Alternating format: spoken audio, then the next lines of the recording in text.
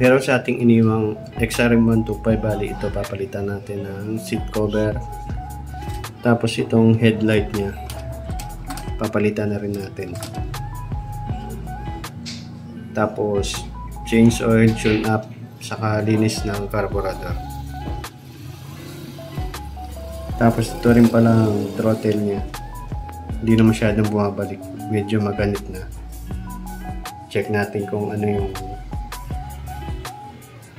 gagawin natin dito, baka madumi lang. Tapos ito nga pala yung ipapalit natin.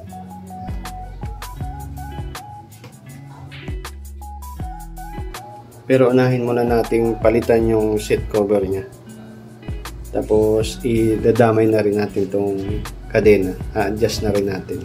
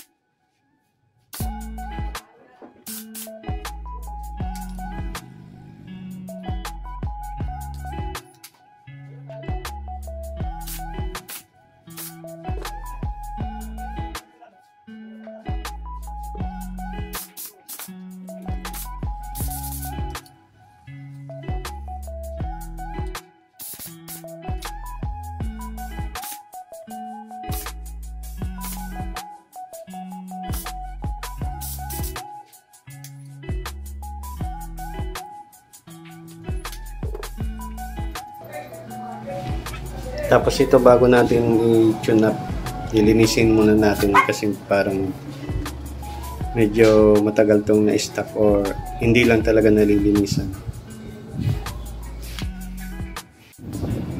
Ito na, tapos na natin i-tune up, tapos ilinisan yung carburetor. Bali, ibabalik na lang natin tong tappet cover niya, tapos dito sa magneto, yung takip niya. Tapos ito nga pala yung langis niya, parang medyo matagal na rin itong hindi napapalitan kasi sobrang itim na.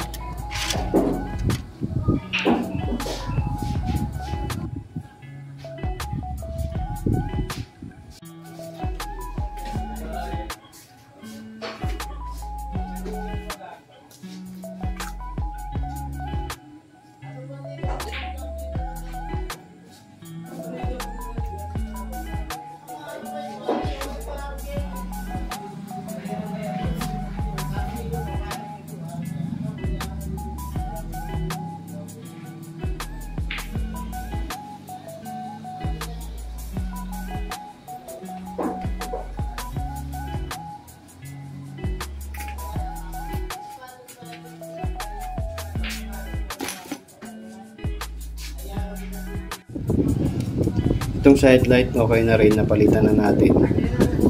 Yan.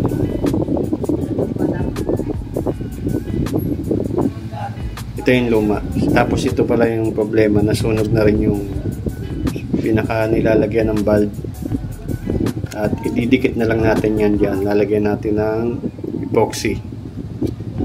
Yan nga pala yung timing yan. Ito yung gagamitin natin na epoxy kasi ito na lang yung available.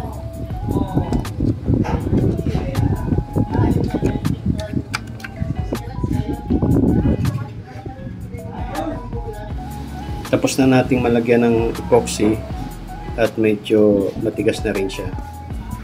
Kakabit na natin yung bagong headlight bulb.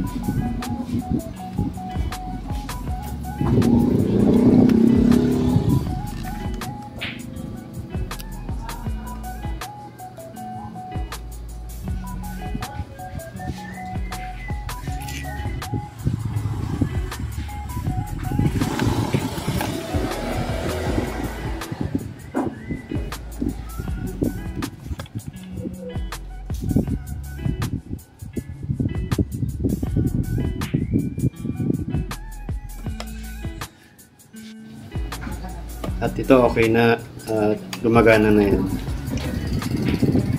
Ito yung low saka high. Tapos signal light okay na rin. Gumagana yan parehas.